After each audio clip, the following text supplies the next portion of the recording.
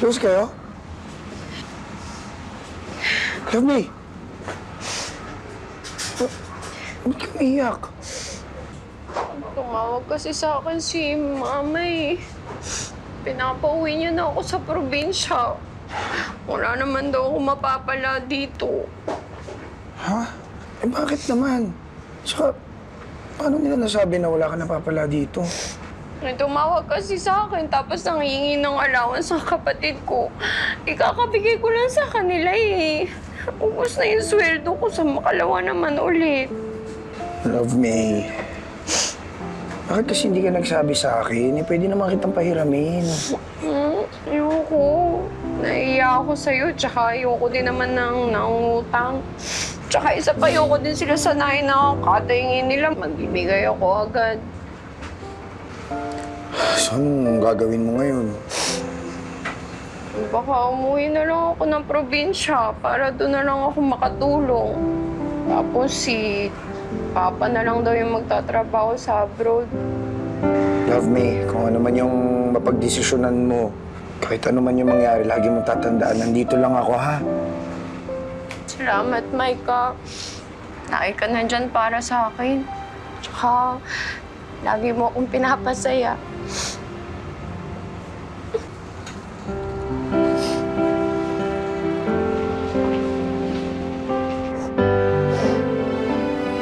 Miss? Okay na kayo? Mike? Love me? Ha? Akala ko ba umuwi ka na? Sino siya? Ako si Love May. Ha? Love me din yung pangalan ko. Ha? Ismay? Brother, oh! Hala! Nakita na rin natin sila ngayon. Pero parang mas bagay sila ni Runner kay Mike. Hoy, mas bagay sila, favorite tayo. Hindi, mas bagay si ni Runner. Ano yun, Mike? Pinopost mo kami? Tapos pinapapili mo sila sa aming dalawa? Oo, at saka ano yung sinasabi nilang Love May Runner tsaka Love May Barista? Hello, Cruz yung apelyado ko, hindi barista. Cruz ka din? Oo. Parehas na parehas kayo pangalan natin. Oo, kasi nga nagpapakol si Mike na kung sinong Love May Cruz po ang makakatuluyan niya ayon sa mahuhula. Mike Natix, sorry pero pwede ba huwag muna kayo makialam? Malis na muna kayo, please. Alis na muna kayo. Love me, sorry. Love me. Sorry. So ano yun, pinagsasabay mo kami? Tapos mamimili ka na lang sa amin sa huli, ganon. I don't like being an option, Mike.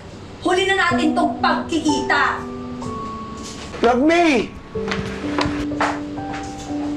Love me.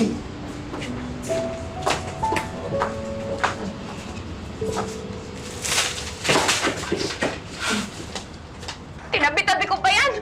Basura naman na pala talaga yan!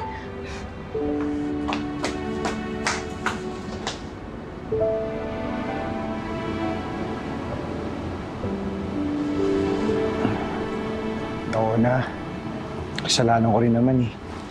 Mukhang wala rin naman talaga dun sa dalawang love makers na nakilala ko yung tinutukoy ng hula mo. Kasi ganito pa yung nangyari. Ngayon, mas lalong hindi ko na tuloy alam kung sino talaga yung para sa akin. Ikaw naman kasi, masyado mong pinipressure yung sarili mo. Umiikot kasi yung buhay mo sa internet. Sanay ka sa instant gratification. Kaya pati love life ata, minamadali mo eh. Hindi ka tuloy makabuo ng real connection sa mga taong nakapaligid sa'yo. Yung totoong connections.